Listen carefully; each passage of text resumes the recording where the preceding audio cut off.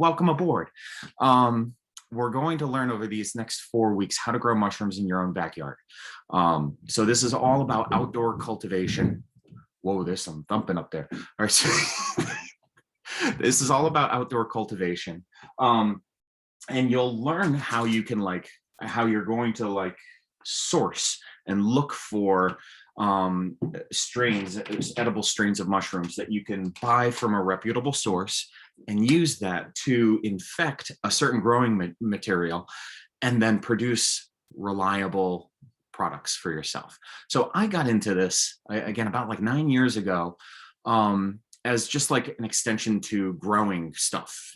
So we're a farm here, and so our farm has gone from starting as growing as a CSA, where we grew food for people and brought it to market and to them and sold it directly to our customers, to transitioning to more of just an educational farm, where we took all the things that we learned over the years of growing. And my wife and I were teachers. That's our primary skill set. So it makes sense for us to teach. Getting into mushrooms way back when, I always followed the rule that my parents gave me, which is a good rule for kids, which is if you find a mushroom in the woods, you don't eat it. You don't touch it. You don't, and so I actually grew up with a nice fear of mushrooms in the woods. And I, as a kid, I didn't really appreciate them in food. Growing up, start to incorporate them into my diet, and then you're like, well, I'm paying for these at Whole Foods or my local co-op. Maybe I could grow these. And you look at little grow kits and stuff like that. And the thing about those grow kits is that they are great. We'll actually take a look at them. Actually, we could jump in right now and just to look at some of the things that are out there. So as we look at things, there's going to be a couple companies that I keep coming back to. Now, if you're on a laptop or whatever, and my face is covering something, you should have the ability to make my face go away, make it bigger if you actually need to see my lips, if that's part of your, to hear and to process what I'm saying. But you should also be able to just slide and drag me around if my face is covering up something when I'm presenting. So Field and Forest Products, they are an excellent company. There's also Fungi Perfecti and Mushroom Mountain. These are my three go-tos when I'm buying something mushroom related. And so what you'll see is I like how Mushroom Mountain just has it right on their front page of mushroom spawn. And so spawn is what we're going to use to grow mushrooms on our own material. They have fruiting kits as well. And actually all of these companies, they're smart. They have fruiting kits where you can buy a little kit and use it to grow mushrooms in a tabletop setting. I'm trying to grow mushroom. Yeah, if we go to Field and Forest kits and stuff like that. So this is stuff that what I'm trying to do is accelerate your learning so that you know what's out there. The thing about these indoor grow kits, they are awesome in that it's ready to go, and they give you instructions, and I've done that. Basically you get a bag, or of infected material. Now this is sawdust that's been infected with a shiitake strain. And this one, you can see, this one is actually, it's more than a year old. It's 2 years old. This has been alive in my refrigerator for 2 years. Now, that doesn't make it really viable for growing mushrooms anymore. It makes it a good prop though, because it's even tried to fruit, and it just can't, because it's not going to get enough oxygen. And it's also in a little hibernetic chamber in the fridge. It's not going to be able to kick up its metabolism. But here's the thing, is that in learning to grow mushrooms, you may spend a little more money to pay maybe $30 or so for a tabletop kit for the type of mushroom that you eventually want to grow outside. Now, what that's going to allow you to do is it's going to allow you to get something that's pretty much guaranteed to work. And they will, the company is going to give you an instruction sheet of how do you open the bag? How do you have to mist it? Do you have to water it? Do you have to do anything special to trigger it to fruit? How long is it going to take? All of that is really good for you to like just kind of take in when you're getting going. So what I'm trying to say is that like these little mushroom growing kits, they are an excellent way to get your feet wet. You're going to spend a little more, you know, and you're not going to get a ton to harvest. Really, you're talking about like a little bowl full or something like that. You're talking about a meal or two, but it's going to give you an overview of the life cycle right there in your house. Now, you know, so like these are tabletop kits, but my wife, she doesn't, you know, she doesn't want this like growing, you know, this weird looking thing growing out where everybody can see it. So, you know, I'd have my little kit set up somewhere in my house where it's my little space in my watercolor workshop area. So thinking about what's out there, these kits, those are awesome. And it gives you an idea of the life cycle. Now, as we're going to jump into the presentation and shoot, let's go. And because I'm going to keep time. We got, again, I want to get to quite a bit of things in this first class, but as you're here, I want you to see in this slideshow. Oh, look, we have is that an anonymous panda? There we go. It's an anonymous panda. As we jump into the slideshow, this is what I've mapped out for the next few times that we're going to meet. So, and the dates, they're all right here. So March 15th, that's today. They're all Mushroom Mondays, okay? And all starting at 7. We're going to talk about wine caps today and just the general life cycle of mushrooms. Next class, which isn't next Monday, it's the following Monday, the 29th. We're going to talk about sourcing logs and making totems. You're going to see an example of totems, and we're really going to focus on oyster mushrooms. The April 15th, we're going to start talking about log culture, like this log that I have beside me, which is a nice portable way of like making mushrooms and kind of putting them in different spots in your yard. And you get a lot of bulk. And we're going to specifically talk about the plugging of those and shiitake mushrooms. So what I really want you to see here is that we're going to talk about 3 main types of mushrooms. And why are we going to talk about those 3? It's because they are the easiest to start off with. And I really do want to give this bit of advice to you. It's my opinion that you should start with those 3, or at least one of them, before branching out to other types. You're totally going to, I imagine you're going to be like me, like flipping through the catalogs and being like, whoa, those look cool. Wow, like golden mushrooms, golden, you know, yellow ones and pink ones. And ooh, reshis. I heard that those are really good for your, you know, your immune system. That's all good. But what I want you to know is that the 3 types of mushrooms we're going to talk about are vigorous growers. And some of the other ones in the catalog, they're ones that are going to grow, but they may be a little more persnickety about the variables that we will learn over these next few weeks, these next few classes, the things that we need to pay attention to. So you know, it's in the gardening world. It's like, oh, no, sorry. Let's see. Sorry. Let's see. In the gardening world, it makes sense to start off with things that are simple for you. And learn from them bit by bit. So in the last week, we're going to talk about forced fruiting, and also I wanted to start and to talk about maintaining this a year round and sharing my first year of mushroom hunting. I thought that would be a fun thing to get in there. Of course, we've got on demand. I'm not going to spend a lot of time on that, but like I sell other classes if you're interested. I got a bazillion other classes that are ready to go. They're pre-recorded, ready to go. But so let's get into it. Thinking about what is a mushroom and thinking about how they reproduce and they thrive. I love this little picture. So this is like a little macro shot. I want you to see like this is like on top of like a little mound of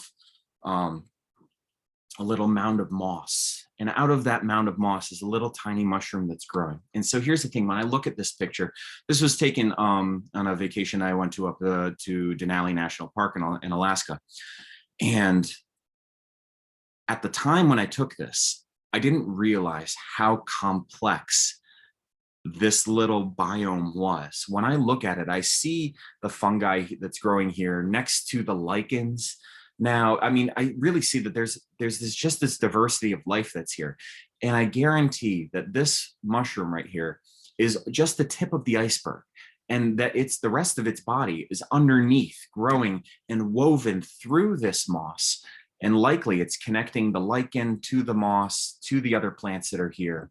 So here's the thing, is that we've got lots of different types of mushrooms that are out there in the world. If you're the type of person who wants to grow morels, you're going to be going through a process that's related to what we're going to learn in this. But you're also going to have to learn that morels are a different type of mushroom. They are ones that live in a symbiotic relationship with a host tree, and live in the root system.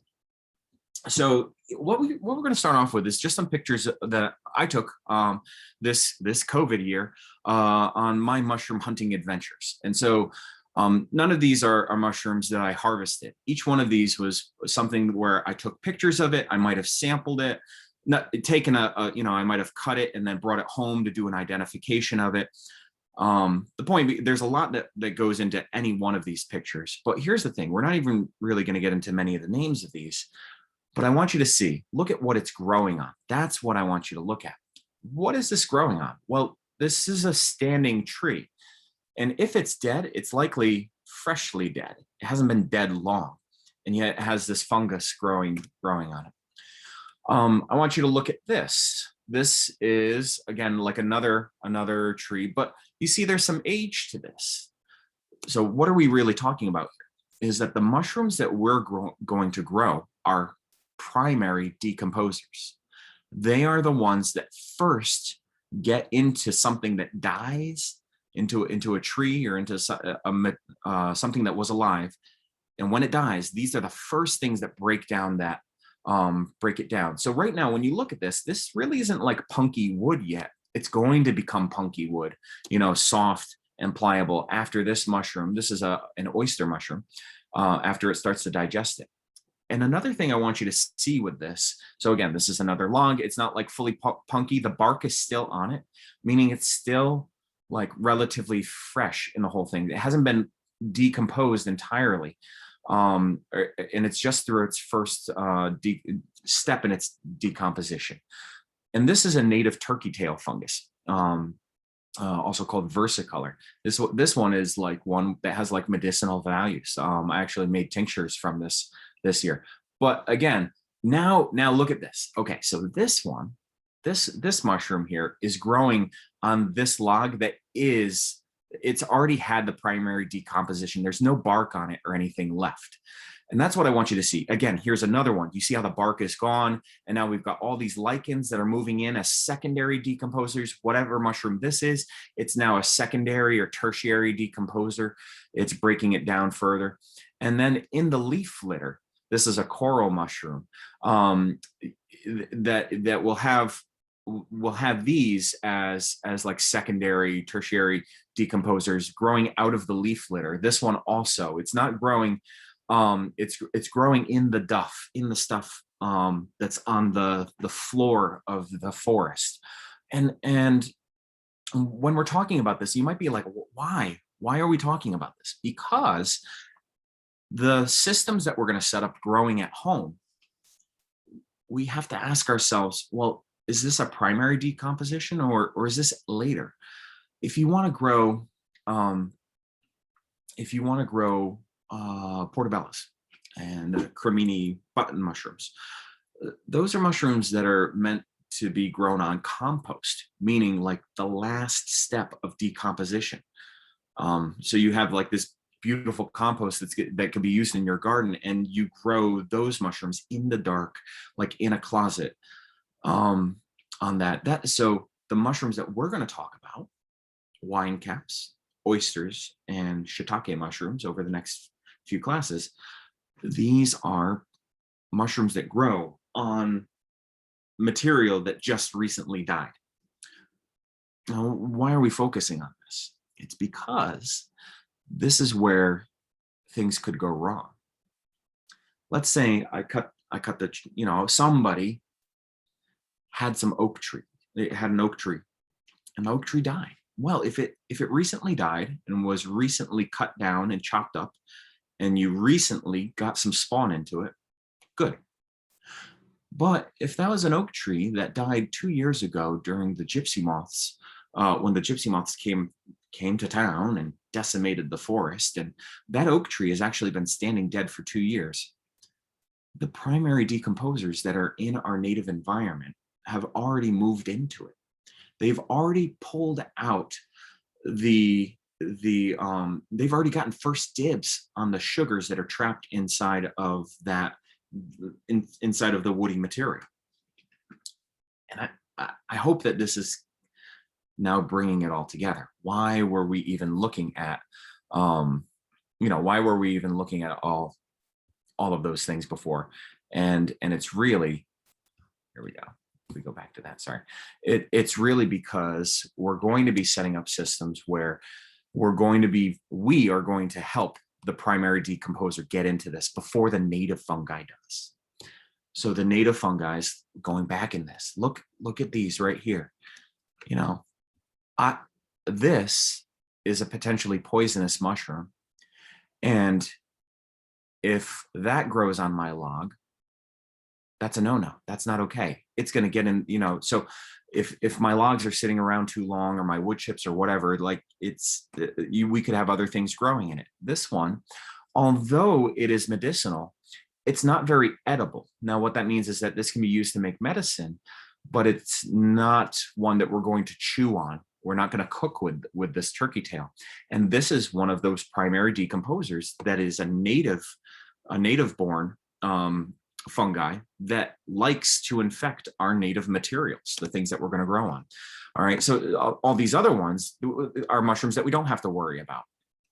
So what we are going to want to do is to actually use straw and to infect that straw and get this. This is actually something good. So this is a picture from my no-till garden that has wine cap fungi growing on it, and the worms are actually eating the fungi. We'll see these pictures again. And this is what's called a totem. We're going to learn about this in the second class, making totems with oyster spawn, oyster mushrooms. And look at this white, look at that white mycelium. There's actually a bit of cardboard on here that this came from one of my former students who took this class. And then right from class, they had logs and they got it going. And then they took a picture of it, a few months later to show me how well it had inoculated. When I look at this, I see rot that is the type of rot that we want. This is the fungi that he put here that my student put here at this crack. We're going to learn about it, and it's taking over. So like we said, there's a lot of native fungi everywhere. Right now, even in the room that I'm in, I'm breathing in fungal spores. Let's see, we'll get through that. But so we're going to end up talking about using logs or using wood chips and using stumps and using all parts of the tree in order to grow different types of mushrooms. The mushroom life cycle, so the fungal life cycle, is one where in nature, if you have a tree that already has mushrooms growing on it, it will cast spores. And those spores will land on other dead material that's out in the forest. And it very much like very much like, like human reproduction, sperm and egg and sperm. It takes two. It takes two to make it happen. However, spores are going to be a little bit different.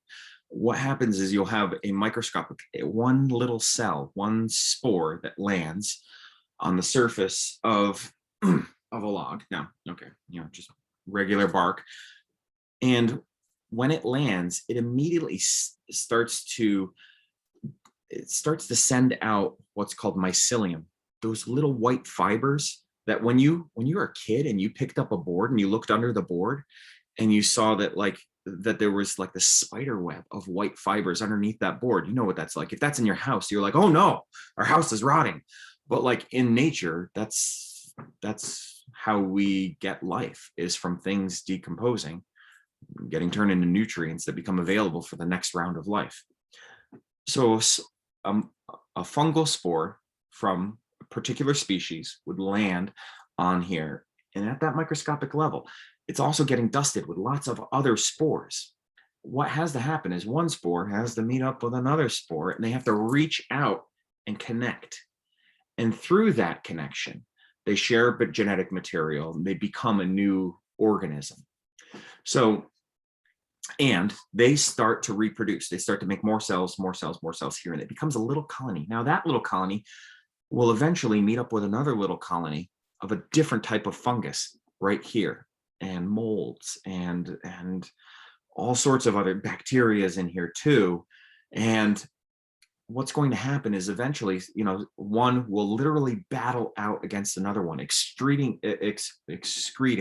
digestive juices against the other one until one retreats or dies off. It is possible for more than one fungi to infect a log and take up residence on that log, digesting it together, sharing resources and stuff like that. But typically what happens, so what we want to do when we're growing is that we want one fungal body to live in this. And so that's actually what's happening here, is that we are taking this infected sawdust, and we're using tools to drill out the log or use this, you're going to see later, to set up the wine cap gardens, literally taking this sawdust and sprinkling it over straw or over wood chips. And what happens is this is one living organism. And when you break it up and then put it on a food source, each little pocket so we've got a food source. This little pocket becomes a little mini colony, and it branches out. And this one becomes a little mini colony and branches out. And so does this one. And here's what happens is that all of these, they meet up, but because they all came from the same bag, they're genetically identical. And when this meets up with this one and this one, they don't battle it out. They join together and link together and become one living organism, one living colony. And that's actually what you're looking at here. This log is fully infected with a shiitake strain. Let's see, no, oyster strain. And this is one that I started last year. And I know that under the surface of the bark in this wood tissue, in that you can see some of the rot towards the end, this is one living organism now of oyster mushroom and oyster fungus. Okay, we're getting there. We're learning a lot here. So all right, so we go back. See, I don't rely on the presentations, but some visuals are good. So now that I've kind of talked through that, you see the idea of, we've got two spores landing on here. They start a colony. That colony fully infects the log, and then eventually there's a fruiting. We're going to see these graphics later on. I'm just introducing them to you today. These play out when we really talk about log cultures, but today we're going to be talking about garden beds and not using logs. No chainsaws involved with this one, but the idea of preparing your media and then inoculating it. Inoculation is the term for like infecting the material with your desired fungi. So you're going to hear these words, just like how you've been inoculated against the coronavirus, or hopefully are going to be. It is that idea of, all right, we'll move on. There's something called a spawn run, and that's when the spawn is running through the material and colonizing till we get that complete colonizing that material. So, this is one just for you guys. So a little experiment. Okay. Feel free again, if you got questions or whatever, you type them in the chat and everything. That's up to you. But a little experiment. Yeah. Sanitize my hands a bit. Why? Okay. It's not perfect. So this is one where I've done this on my own, and what I'm going to be doing is taking some mushrooms that I got from the store. Let's see, I don't think we could do the table thing. I didn't even plan that out. I was just gonna do stuff and then show you, but we've got the table that we can have here. So why am I using sanitizer? Well, it's because I'm just trying to eliminate mold spores and stuff that are on my hand. See, this is not perfectly clean. It's not meant to be. This is an experiment.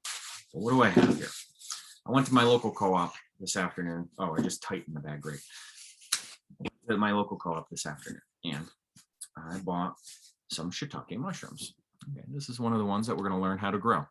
Now, whoever's growing these are probably shipped in from somewhere, unless somebody's got a greenhouse and they're able to like get the temperatures up to grow these, or maybe they're growing them in their cellar.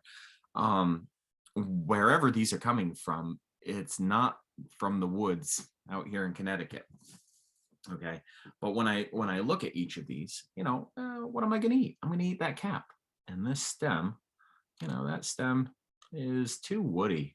Now I could take this, I could dry it, I could put it in soups and stocks and stuff like that. This has uses.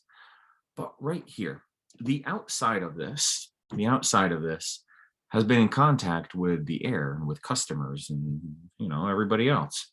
But here's the thing, the tissue that's on the inside of this, just like if I were to, I'm not going to threaten you, but like if I were to take you or myself and cut into my hand, immediately that if I were to cut my finger off, immediately that piece of my finger is like sterile of outside foreign microbes because it was on the inside of me. Okay, and I show you the flesh of me. So let's get a little less creepy. So the flesh right here, this flesh right there, that hasn't been exposed to all the microbes that are in the air. Now, here's the thing, is that we're not in a HEPA filtered environment. And so here's the thing, is that this outside tissue, what I'm just going to do is take this, and I'm interested in getting to this heart tissue in here, the inner tissue. And this is kind of finicky because these stems are pretty small. These stems are very small. So I already sanitized my board. I already sanitized my knife. But here's the thing, is that it's not going to be perfectly sanitary because don't I have the outside of this rubbing up against this? It's not perfect. Now, these mushrooms, I did already give them a wash and a dry, but it's not going to be perfect. So I'm just gonna kind of peel these a bit. You guys get it. It's not going to be ideal. What the heck are we doing with this? Okay, I'm not going to do tons of this. I'm showing you part of the process. I'm getting rid of anything on the outside, trying to preserve this flesh that's on the inside. So here's the thing. This flesh that's on the inside is actually the same tissue as the cap.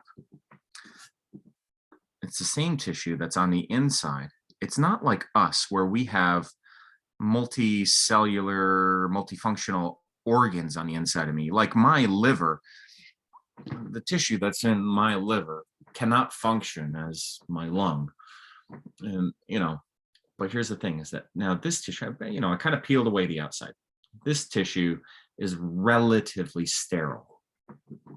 What are we doing with this? Chop it up a little bit. Okay, so it's not really a cooking class. Okay, but I've got my stem butts here, and I'm just going to chop them up into little bits. I could tear it up. Now, what am I doing with this? I'm basically creating mushroom tissue, fungal tissue. And what do I have over here? Okay, well, I've got an Amazon box. Look at that. Can we find the smiley face on it? Yeah, there it is. Yeah, right. Okay. And so what I do, I soaked it in water, and then I squeezed out the excess water. And all I'm going to do is just do a little sprinkle in here, a little sprinkle in there. Let's see. Let's go there. I'll go right there. So this Amazon box, is it perfectly clean? No, not at all. But that's what makes this an experiment. I've got a Ziploc bag. You get what I'm doing? I'm giving you a little project you can do tomorrow. You don't have to go out to the websites. You can do this. Go to the grocery store tomorrow, tonight. You can go to the grocery store. You're adults. You can leave the house and go do this tonight. So he just called us adults. That's true. Likely, right? Now, this bag came right from the box. It's relatively sterile. Is it perfectly sterile? No, no, not at all. Now, what am I going to do at the end? I'm going to leave it open just a bit, so it could breathe if it wants to. So that fungal tissue is actually still alive. And I'm going to put this maybe like somewhere kind of warm, not in the sun, somewhere where it's not going to dry out. So what do I have here? I have my own little grow kit, an experimental grow kit. I'm going to make a few of these, okay? I'm not going to like torture you and make you watch me make a few of them, but I've got my cardboard. I've got these. Now, here's my prediction, is that shiitake, which is what I'm doing this with, is a slow establishing grower. So this may be a complete failure, but you're going to be here for the next like 4 weeks, the next 4 classes, and you'll get a chance to see if they grow. Why did we do all this? Because it's going to give us a chance to see how that fungal tissue hopefully will branch out into the cardboard, which used to be a tree, and start to digest it, and then spread little webs as it digests it, mimicking what we try to do on the logs and in our other things.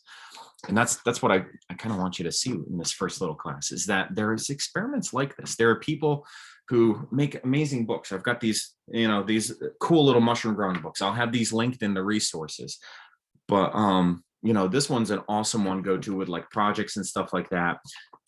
The idea of doing the same type of thing, but maybe using a store-bought spawn and using that sawdust spawn and sprinkling it on a roll of toilet paper and growing the roll of toilet paper into mushrooms or paper towels or your old jeans, because what are your jeans made out of?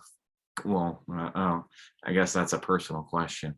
My jeans don't have synthetic fibers. They're made of cotton, and so that's what I'm saying. Jeans, a cotton t-shirt or cotton. You're not going to do this with like rayon.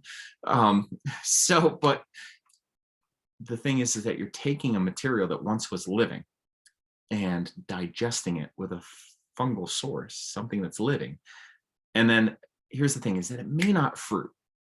Why might you not actually get a mushroom growing on that roll of toilet paper? Or why might you only get one? Well, it doesn't have as much food to maybe get to that final stage. This definitely doesn't have enough food in it to get to its final stage, but we'll actually talk about what we could do with this to expand it and make it bigger and bigger and bigger if it works. That's why it's an experiment. Okay. Okay, I'm gonna keep going. The books. Yeah, it's not worth getting into the books. Let's jump back to the presentation. All right, so we did our little experiment. And what's the whole point of that? It's so that maybe in this class we can see the life cycle that we talked about. Remember that, that life cycle going back a few slides and these like native, I want to see that happening on the cardboard. But here's the thing, is that when I say I predict that we are going to have contamination in that, because there's no HEPA filters. It's not a really controlled environment. And it's just like a small sample. And it's shiitake, which takes its time to grow. It's not as vigorous as wine caps or oysters. So what is contamination going to look like? It's going to look like green mold on it, growing and eating the fungi that's there. So let's go ahead. We're going to go ahead. And as promised, this class is about today's class is about the life cycle of fungi, so that we get that as like a basis. And now let's talk about a really cool project that you could do this spring. As I'm looking at my clock, I'm making good time. We got to fit within an hour and have some time towards the end.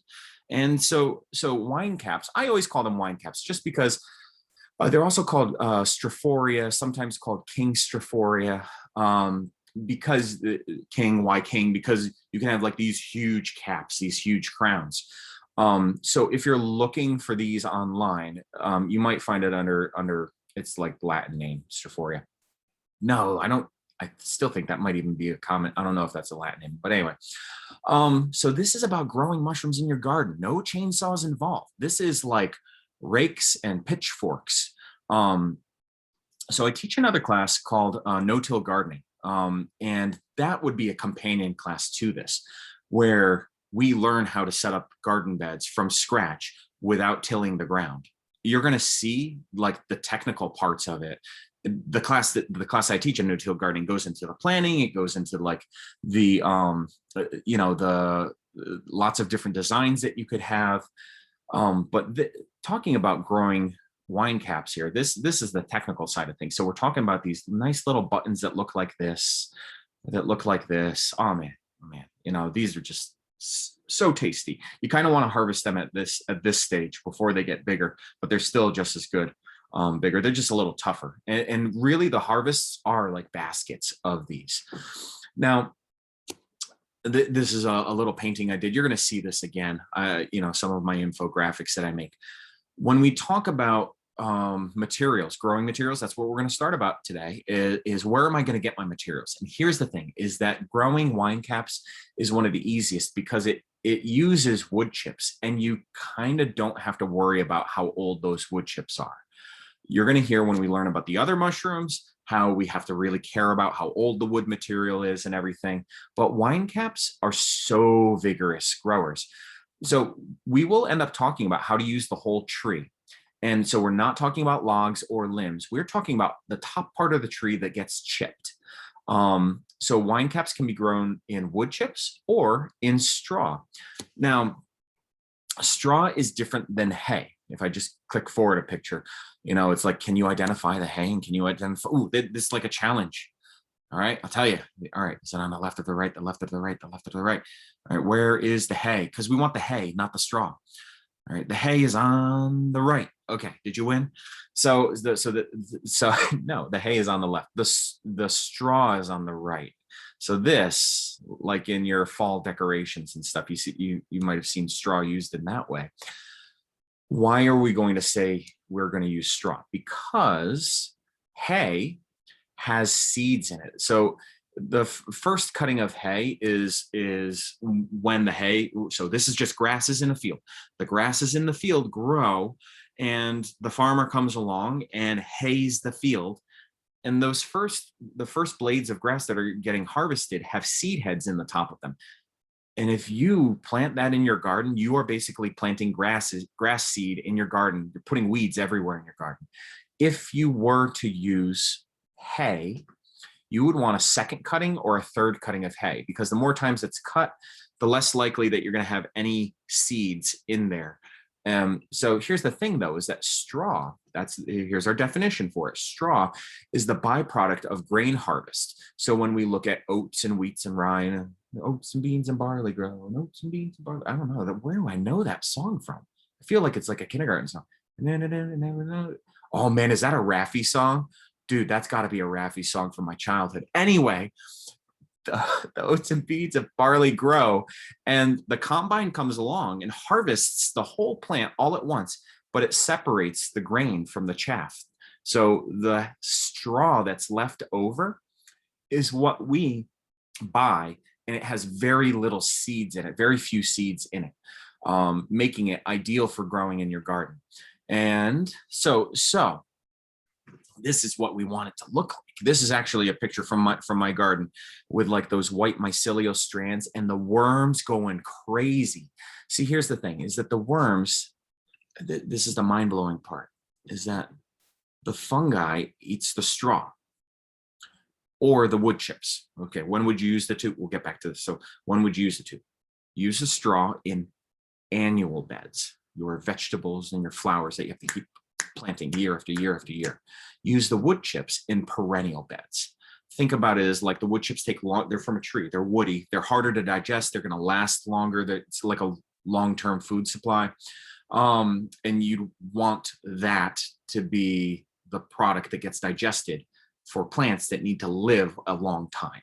Your perennial plants, your trees, your bushes, your shrubs, your roses. All right, so, but if we go back to your annuals, so straw, wood chips, straw, wood chips, those are our two growing media. The fungi digests the straw, making the nutrients available in the fungi, but the worms eat the fungi and poop out the nutrients right into where your plants are and fertilize your plants. The straw also acts as a barrier, stopping sunlight from coming in, stopping weed seeds that are in the soil surface from germinating and becoming a problem. So the straw is laid on thick so that you get the benefit of a mulch. Now, when I say thick, I mean like 6 inches thick, not 4 inches, but like 6 inches thick that compacts down to like 4 inches. All right.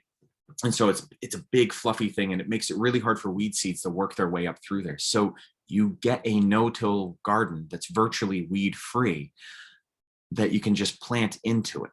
So let's see what that looks like. Okay. I hope you're having fun with this, as fun as I am. All right. So the worms right there, there's fertility that the fungi gave to us. And so this could be done in lasagna layers, where you could have cardboard laid down as a weed barrier, then wood chips and straw and stuff. You could do it in many different layers.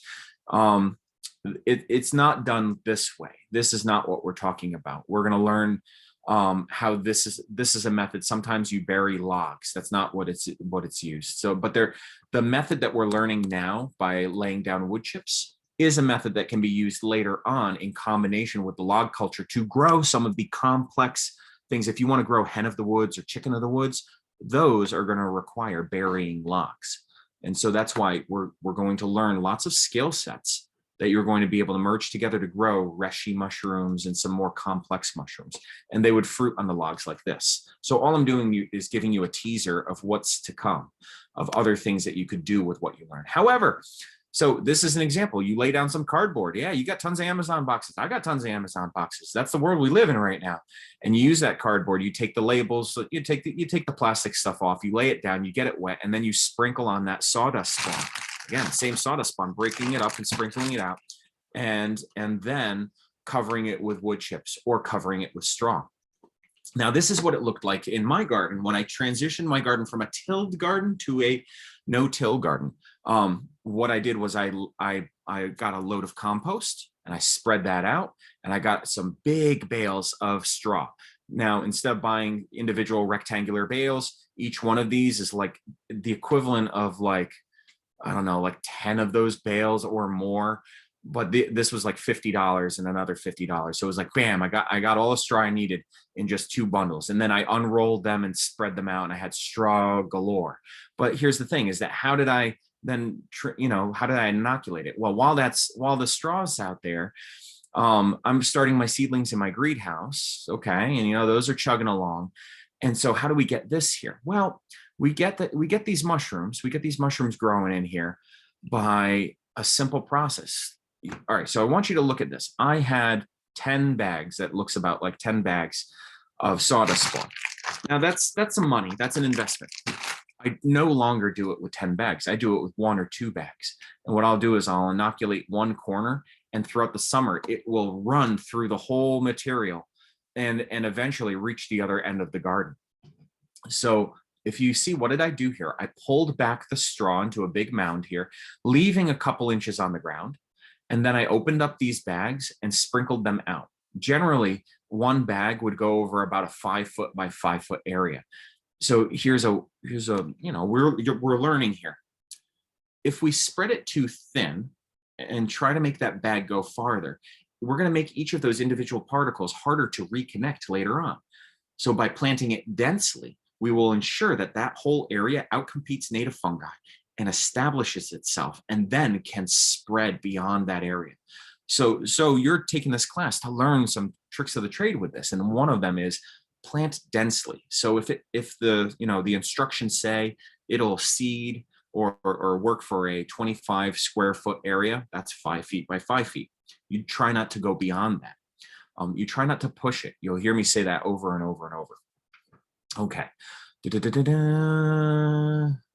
Oh, okay. So somebody said they tried growing wine caps and think you used the wrong wood chips. Now, the wood chips that we're going to be talking about are hardwood wood chips. So if you buy bags of wood chips from your local garden center, those are typically going to be made from softwood species, pines and hemlocks and cedar, of course. And that's just a no-go. What we're trying to do is pair the mushroom species with a type of tree that it likes to digest naturally. And so hardwood species are going to be one of the things that you'd want for, so your oaks, your maples, you'd be hunting down wood chips that are like that. And also trying to hunt down